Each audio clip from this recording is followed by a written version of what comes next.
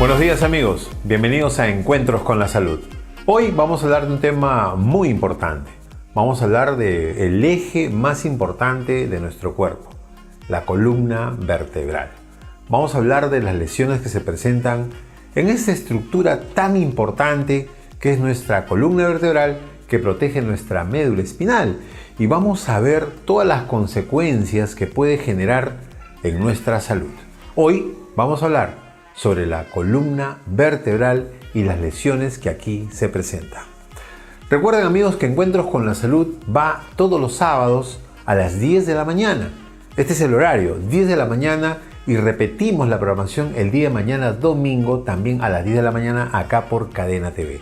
También quiero invitar al público que nos desea seguir seguramente en nuestra página de Facebook. Aquí vamos a ver Dr. Oz. Ustedes van a escribir en Facebook dr.ost todo con mayúscula y entran a la página del Dr. Oz y vamos a encontrar estos videos que van a estar colgados, los videos de las emisiones radiales que hacemos también desde Lima. Tenemos programa radial en Lima en Radio Latina, y ustedes van a poder escuchar toda la información, los consejos que tenemos siempre para ustedes. Bueno, vamos a empezar hablando entonces en este bloque sobre las lesiones de la columna vertebral, y para eso, como siempre, con el apoyo de las imágenes, vamos a hablar primero de la parte anatómica, cómo es la columna vertebral, para poderla entender, para poder comprender sus lesiones, su fisiopatología. Vamos a hacer una pequeña información de un recuento anatómico básico para que podamos entender cómo es que la columna se lesiona, por qué se lesiona, y para eso vemos acá en la imagen una columna vertebral, ¿no? Vemos que este es el segmento superior que le llamamos la zona cervical, luego tenemos la zona dorsal, la zona lumbar y la sacrocoxígea, ¿no? Acá vemos nosotros una columna vertebral, y ahora la vamos a girar y la vamos a ver en esta vista frontal, así como yo. Esta es la vista frontal, esta es la vista lateral o también llamada vista sagital. Entonces, tenemos acá en esta vista ahora frontal, como ustedes ven, los espacios intervertebrales, ¿no? Abajo la zona sacra y la parte del coxis. Bueno, vamos a describir un poquito los nombres anatómicos de este segmento de la columna vertebral. La parte superior que vemos aquí es el segmento cervical. Quiere decir que es nuestro cuello y está conformado, como ustedes ven, por 7 vértebras que forman parte de este segmento. Las vértebras cervicales, a diferencia de las demás vértebras de la columna vertebral, son más pequeñas, son más pequeñitas, son más chiquitas. La primera vértebra, ahora vamos a ver una imagen solamente de la primera vértebra, se llama el Atlas. Y esto en conmemoración a ese cuento mitológico donde Atlas cargaba al mundo. Por eso vamos a ver que esta vértebra que se llama el Atlas va a ser la que se va a conectar, se va a articular con la base occipital. Entonces, a esa relación articular entre el occipital y el atlas se llama articulación atlanto-occipital, y va a estar unido por unos cóndilos que van a funcionar como ejes de movimientos de esta base craneal. Entonces tenemos el atlas como primera vértebra, la segunda vértebra el axis, que se va a articular al atlas a través de una apófisis odontoides. Bueno, la idea no es hacer una clase de anatomía, pero sí queremos que conozcan un poquito más. ¿Por qué es tan importante hablar del segmento cervical, de este segmento de la columna cervical? Bueno, es muy importante porque la columna cervical, a diferencia de las demás vértebras del resto de nuestro cuerpo, las vértebras cervicales, como lo vamos a ver en esta imagen de acá, poseen unos agujeritos que se llaman agujeros vertebrales, por donde pasa la arteria vertebral. Esa es una de las diferencias que van a tener las vértebras del cuello en relación a las demás, que van a poseer, van a tener en sus apófisis transversales unos huequitos por donde sube la arteria vertebral, como lo vemos en esta imagen. Y la arteria vertebral forma parte de toda esta estructura vascular que va a llevar sangre, está vascularizando la zona superior, la zona encefálica. Entonces, ¿qué ocurre si a esta curvatura que estamos ya empezando a conocer, que ahora hemos aprendido, que hay unos huequitos por donde pasa la arteria vertebral? ¿Qué ocurre si esta curvatura, este cuello, vamos con otra imagen, miren, este cuello no tiene curvatura, es un cuello totalmente rectificado, quiere decir que ha perdido la curvatura, la que le llamamos lordosis. ¿Qué ocurre cuando se rectifica? Ese cambio de lordosis a hipo o a rectificación va a alterar el camino tortuoso de esta arteria. ¿Y qué podría ocurrir? Bueno, vamos a aprender poco a poco. Esta es una leve introducción para entender por qué es importante conocer un poquito básico de anatomía. Yo sé que están ustedes viendo desde sus hogares y estoy tratando de hacerlo lo más sencillo posible porque quiero que ustedes comprendan alguna de la sintomatología que se presenta. Justamente entendiendo la anatomía, vamos a entender la fisiopatología de la lesión. Entonces, lo que estamos viendo es que cuando la columna vertebral, la zona cervical, pierde esa curvatura, va a afectar ese camino tortuoso de esta arteria. ¿Y qué podría pasar si se afecta el camino tortuoso de la arteria vertebral? ¿Cuál es la función de la arteria? Llevarnos sangre. ¿Y qué pasa si la sangre no llega? ¿Qué podría yo sentir? Uno de los síntomas podría ser que me sienta mareado. Es uno de los síntomas.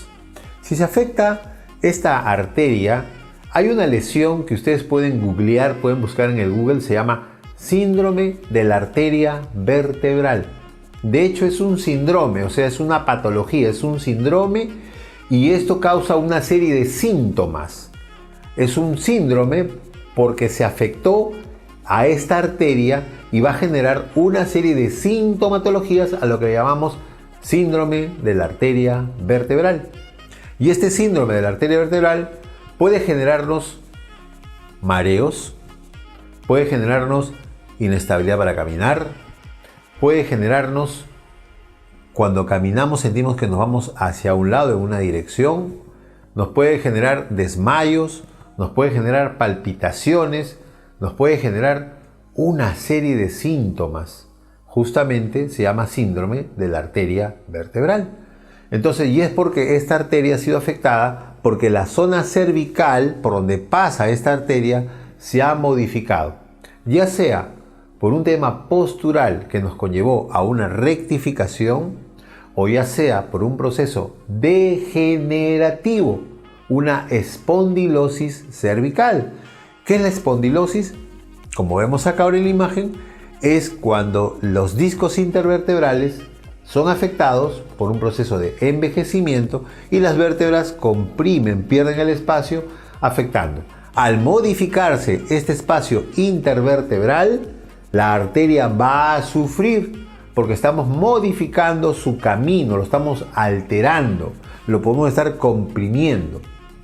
Y por eso el paciente mayor, adulto mayor, que tiene espondilosis, una artrosis cervical, y el paciente joven, que de repente está todo el día con los videojuegos, con el celular, que hace que la curvatura se rectifique, va a presentar síntomas muy parecidos. Ambos pacientes, a pesar que uno es un adulto mayor y otro es un paciente muy joven, pueden presentar adormecimientos en los dedos de la mano, dolor cervical, mareos, puedo presentar zumbido, ruido, acúfenos en el oído, cuando camino siento que me voy para un lado, puedo sentir palpitaciones, pérdida de fuerza en el brazo y una serie de síntomas que corresponden al síndrome de la arteria vertebral. Entonces, como verán, por eso es importante, hemos empezado hablando de una anatomía muy sencilla, muy básica, conociendo que las vértebras cervicales poseen un agujerito por donde pasa esta arteria. Y si esta curvatura, esta estructura anatómica se altera, ya sea por un proceso de envejecimiento o ya sea porque soy joven pero tengo muy mala postura, paro con el celular, con la computadora, con la almohada alta, veo televisión con muchas almohadas, me va a generar un proceso de rectificación de esta área de mi segmento de la columna, que es la zona cervical, y me puede generar este síndrome como el síndrome de la arteria vertebral. Ahora, la columna cervical tiene una curvatura anatómica que se llama lordosis.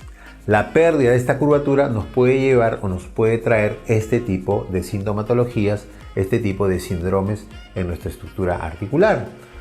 Pero la columna vertebral está compuesta, como decíamos al comienzo, de varios segmentos. El segmento cervical, el segmento dorsal y el segmento lumbo-sacro. ¿Qué ocurre adicionalmente a que se afecte esta zona de mi estructura cervical? ¿Qué es lo que puede pasar aparte de estos síndromes que acabo de mencionar? Bueno, es importante que nosotros sepamos, y acá vamos con la imagen, que la columna vertebral protege a la médula espinal. Y vamos a ver nosotros que la médula espinal es una extensión del encéfalo, de nuestro cerebro. Y que salen unos nervios, miren esta vía neurológica, salen unos nervios que van a ir a todas partes de nuestro cuerpo. Van a ir a diferentes partes de nuestro organismo. Esto nosotros cuando estudiamos la anatomía le llamamos de diferentes formas. Le llamamos dermatomas, ¿ven? Estos son los dermatomas, miren los colores, porque cada zona de la columna vertebral va a tener injerencia, va a pasar por una parte de nuestro cuerpo. Ahí tenemos los dermatomas de la zona cervical, miren cómo van por esta parte del cráneo, de la cara, miren cómo baja por los brazos, por los dedos. Vemos también los dermatomas de la zona dorsal, vienen alrededor del tronco, el lumbar, miren cómo baja por esta zona, por la zona del sacro, baja hasta las piernas y la parte coxígea. Entonces esos se llaman dermatomas. Pero también tenemos los miotomas, los esclerotomas, los viscerotomas, que quiere decir que son fragmentos del nervio, son vías nerviosas, neurológicas, que pasan por la piel, dermatoma, por el músculo, miotoma, pasa por los órganos, viscerotomas. Quiere decir que cada porción vertebral, ahora como esta imagen, tiene relación con diferentes órganos de nuestro cuerpo. Miren, en la zona cervical tenemos un nervio muy importante que es un par craneal. Se llama el nervio frénico. Escuchen bien ese nombre, nervio frénico. Miren, les voy a comentar algo para que ustedes vean por qué es la importancia de explicarles así a ustedes todo esto. Ese nervio, y acá lo vamos a ver, el nervio frénico, miren, tiene su recorrido de este segmento, pasa por esta zona, zona del tronco, y llega al hígado. Tiene ramales que van al hígado. Escuchen, ¿vieron cómo pasó, no? Muy bien. Hemos tenido casos de pacientes que llegan por un dolor de hombro. El paciente se queja del dolor de hombro. Se ha hecho radiografía, se ha hecho ecografía, quizás algunos se han hecho hasta resonancia magnética y no les encuentran ningún tipo de lesión. Le dicen, estás bien, no tienes ningún problema. Si encontráramos una artrosis en la zona, de repente le echamos la culpa a la artrosis, vamos a decir, por eso te duele. Pero hay pacientes que inclusive, teniendo entre comillas un diagnóstico, han tomado medicamentos, han hecho la rehabilitación y sigue el dolor del hombro. ¿Qué tiene que ver lo que estamos explicando, la vía neurológica, el dolor de hombro, la columna, este par craneal del nervio frénico? Muy sencillo. El ramal del nervio frénico va al hígado. Tiene relación con el hígado. Cuando el hígado está graso, cuando el hígado está grande, una hepatomegalia, cuando el hígado tiene cirrosis, una enfermedad, ¿qué es lo que va a ocurrir? Que va a afectar a este nervio que se llama el frénico y va a afectar generando un dolor reflejo referente al hombro.